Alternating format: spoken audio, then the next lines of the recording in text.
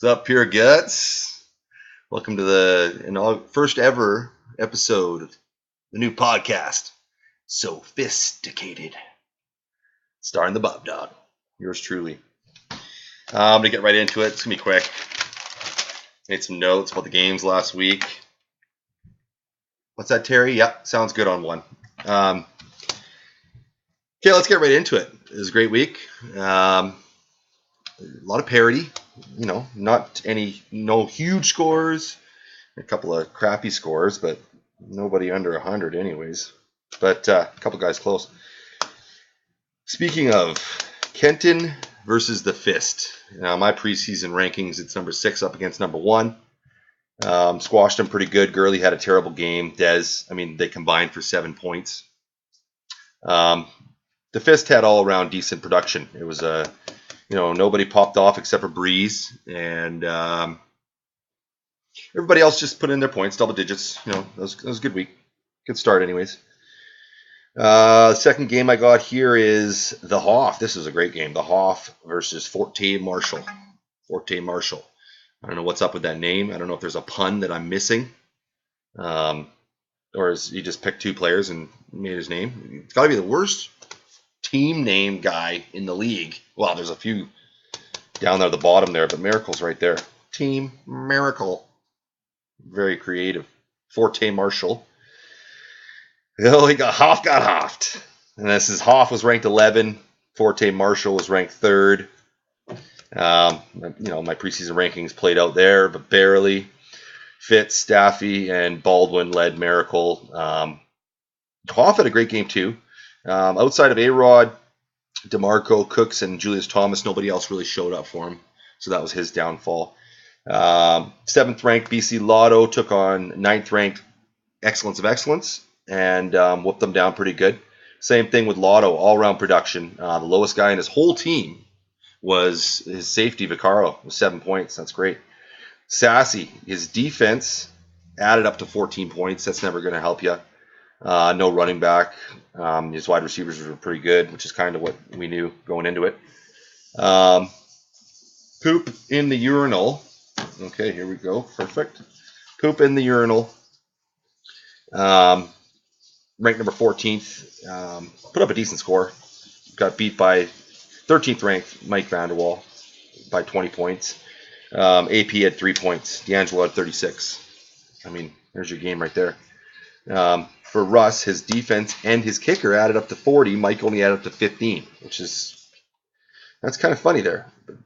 It just goes to show how well the rest of Mike's teams played. It's position guys. Production across the board.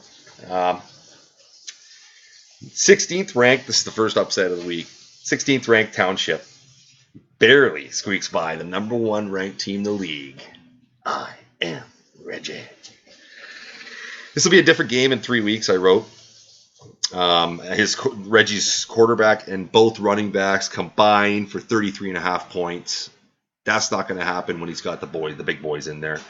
Shazier pulled out a couple of huge plays, pulled out the win for Township, despite a big game by Antonio Brown. Township had great production across the board. A lot of teams that had solid games from all their guys. Another smaller upset, Slaughter, 10th ranked guy, took out... Oh, no, hold on. That's not an upset. He's 10th ranked, he's 12th ranked. Shouldn't have wrote that down. Anyway, Slaughter beat Breeze pieces. I made a comment here, you got to change that name again. Drew, maybe think about not including players in your team in your next name, because you're just going to keep changing it. Huge game and a losing cause by Ware.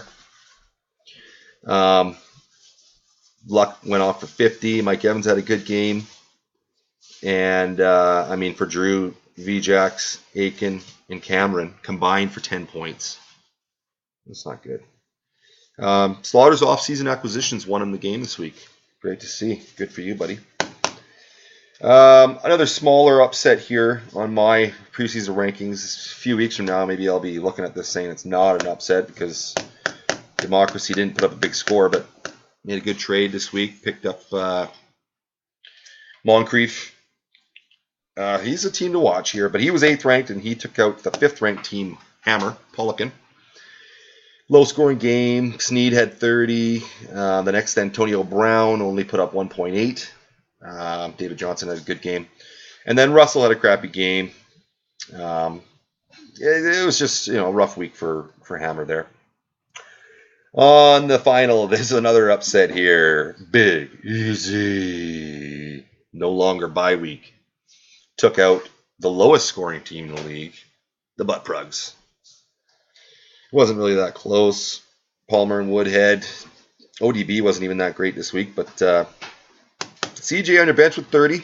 Still wouldn't have won the game, though, if he had replaced his lowest running back. Can't remember who that was. Lacey, maybe?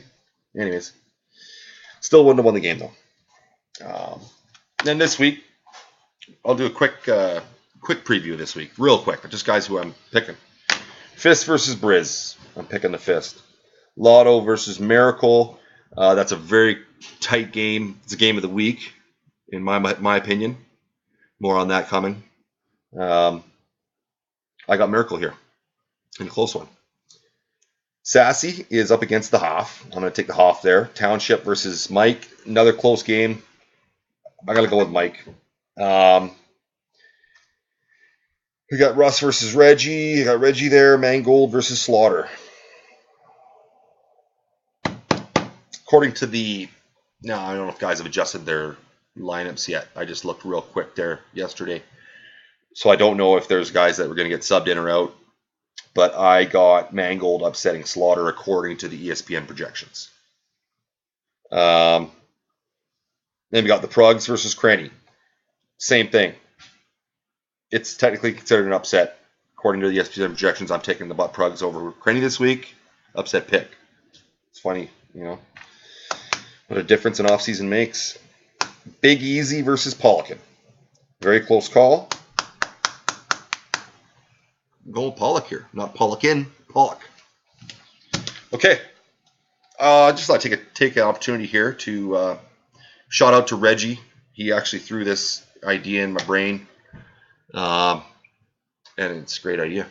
Do a weekly thing. Saves me having to type it out and bore everybody to death. Not that this is, a Vegas show here or anything, but I don't know. It's funner to watch a video and watch a guy stumble over his words than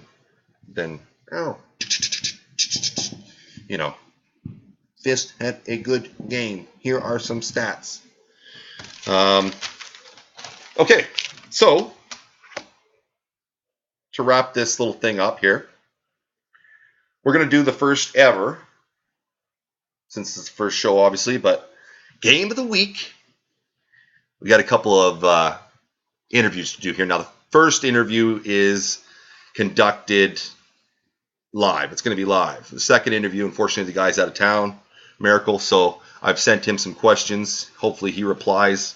He's replied to a few, and he's working on it. He's at the Reds game, so he can't talk right now. Looked like there's nobody in the stands, but he says too loud. Whatever. So, get this thing popping. This is going to be a little bit nerve-wracking. I've never conducted an interview, but here we go. No big deal. So just bear with me while Randy, can you get Tupper on line 2, please? Here we go. I can hear the phone ringing. Oops, you're supposed to see that.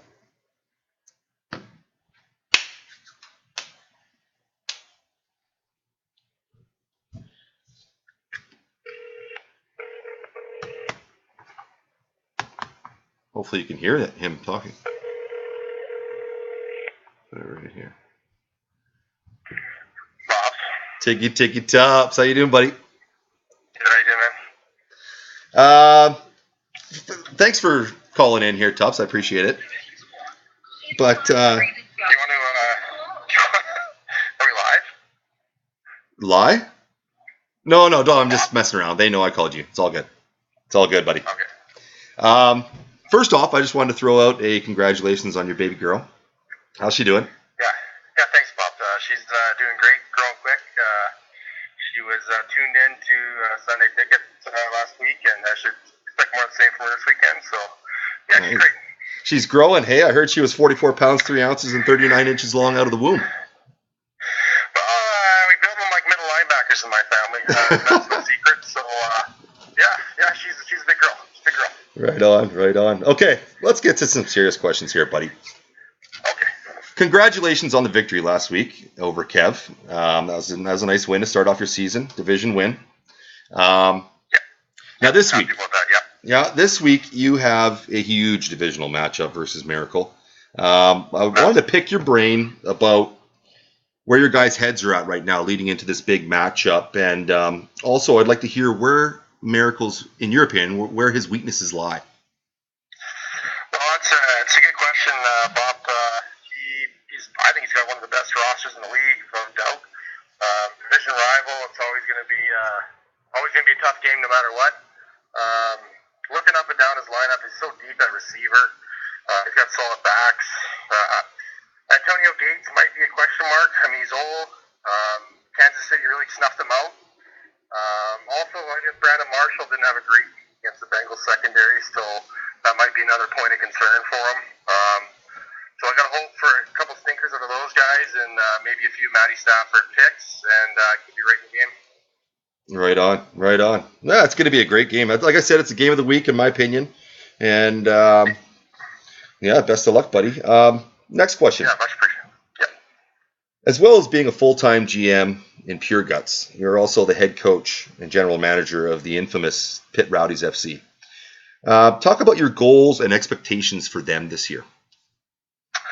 Well, the Rowdies, we're coming off a 20-0 season, perfection. It's going to be really tough to top that, and as seen in week 1 where we dropped a 2-1 game ending on a bench-clearing brawl. So I think, our goals might be a little different this year, and maybe we're not going to get 97 goals from Matt Newman, but we might pick up a few more red cards and really bring some of that entertainment value back to the loyal fans of the Pit Rowdies that might have been missing last year. Love it. Love to hear that. Now, here's a fun little thing here. We're going to do a little segment I titled The Fists Fast Five. And what it is, it's your stereotypical rapid fire question and answer segment. Are you ready? Okay. Yeah, let's do it, Fist. Okay. Number 1. Who's the bigger Eagles fan and why? Between me and Miracle? Yeah, sorry, obviously, yeah. Well, I'm going to have to say Miracle, and only being because he's flown to Philly to see a game. Wow. I've caught 3 games on the road, but I haven't made the journey east to see them in Philadelphia. It's a goal of mine for the next 2 years, and I think it'll be accomplished. And once I do that, I'll be able to put myself on that upper echelon. Wow, very honest. I appreciate that. Okay, number 2. When will you panic and trade Kevin White? I'm not going to lie, my phone has been ringing off the hook. I was very close this week with an unnamed GM of moving Kevin White. My plan when I took over this franchise was 3 years, strip it down, build it up, and Kevin White's a big part of that. So I'm going to have to be patient with him. He's an athletic freak, so I'm going to let him do his thing, work his way into the offense, and be patient. Don't be too patient, buddy. Number 3, who is your favorite child? That's a tough one. My son has his pros, being my son, and he does boy shit. But it's really tough, and your daughter looks at you, and kind of melts. So it's a coin flip because this is probably going to be saved, and they might hear this time. Okay. Here we go. Number 4. If you were gay, what would your favorite position be? Ooh, tough one. Laffy's asked me this question a lot, actually, too.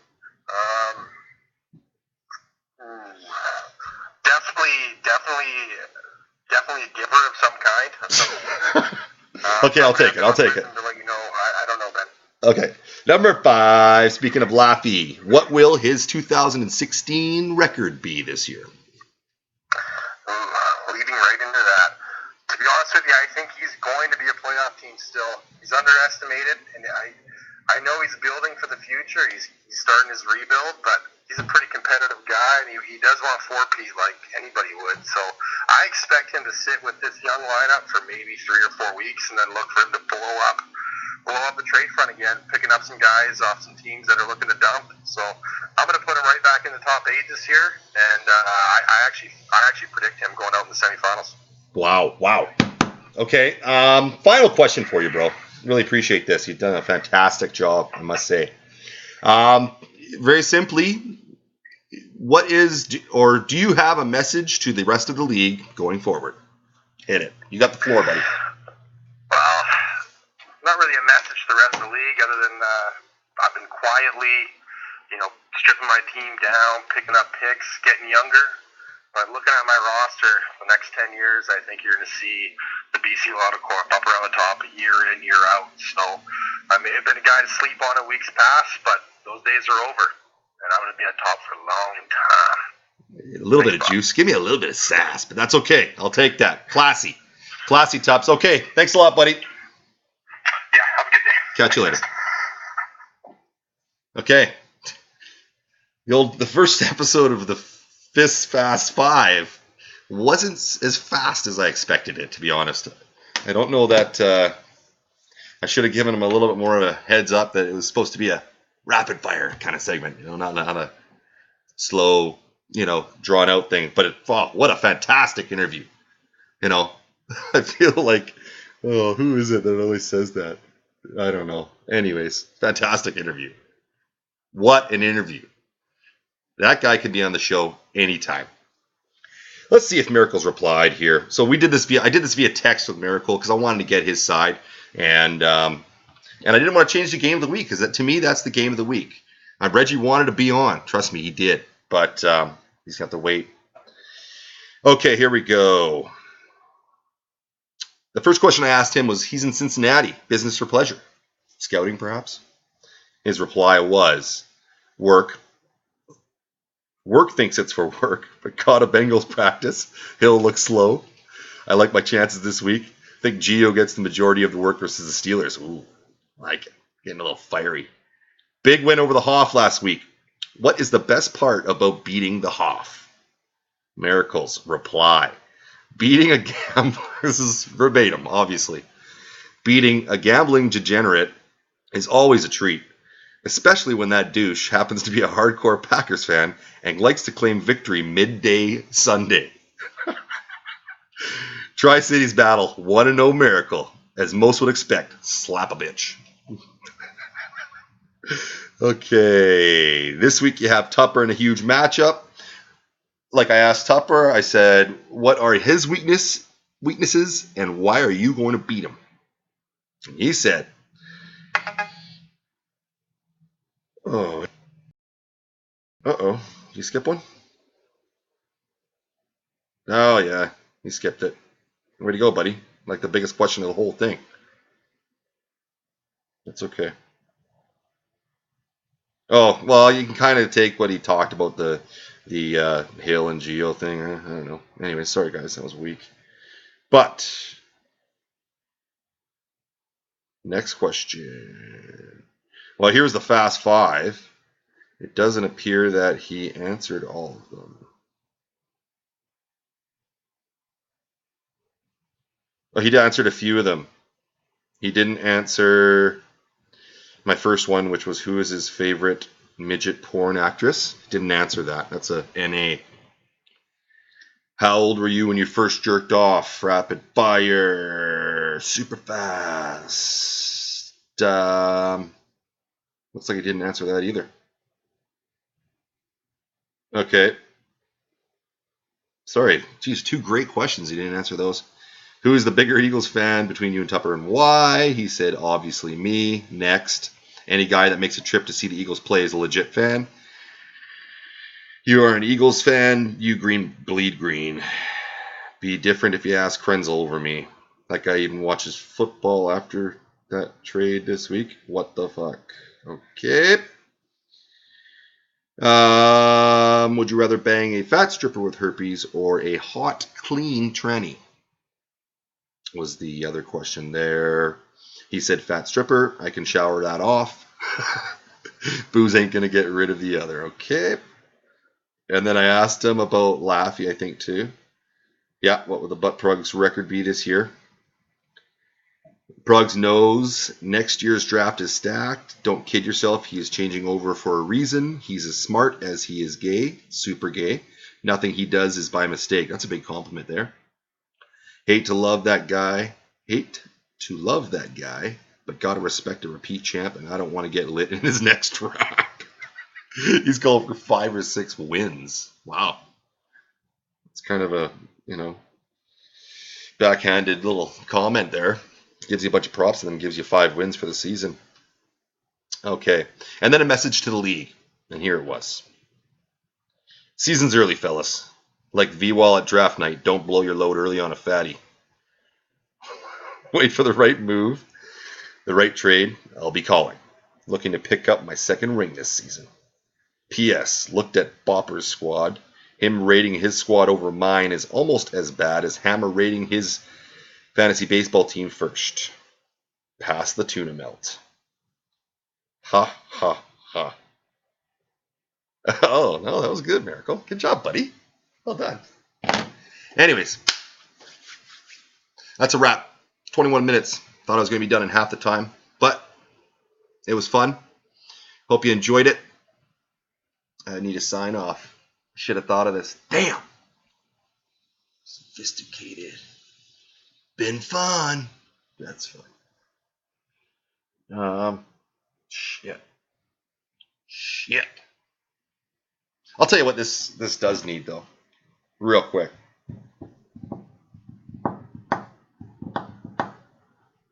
This needs a good old-fashioned excellence of excellence phone call. Just for the hell of it. 1 question, 1 answer, and let the man talk. Let the boy watch. Let the man talk. This should be a weekly segment. He doesn't know I'm doing this. I didn't either. This is off the cuff. Excellence. Nothing much, buddy. I'm actually springing this on you last minute. You got about a minute here before we hit the next commercial break. You're on the first ever Sophisticated podcast live. I got 1 question for you. I got 1 question for you. What do you have to say to the rest of the league? You boys better look out now. I got me a running back. Is that it? That's all I got. I'm driving out from work. All right, buddy. Hey, well, get used to this. This is going to be a weekly segment. I got to come up with a name for it. I'll do better next time. You blew me away here. I've been working 10.5 hours of gas. Oh, sorry, buddy. I wanted to throw it on you. You're usually on. It'll be more entertaining. You're usually on all the time. I didn't think you needed a heads up, but it's all good, buddy. I'll give you a heads up next time. All right, Bob. Okay, later. Peace, league. Okay. Bopper signing out.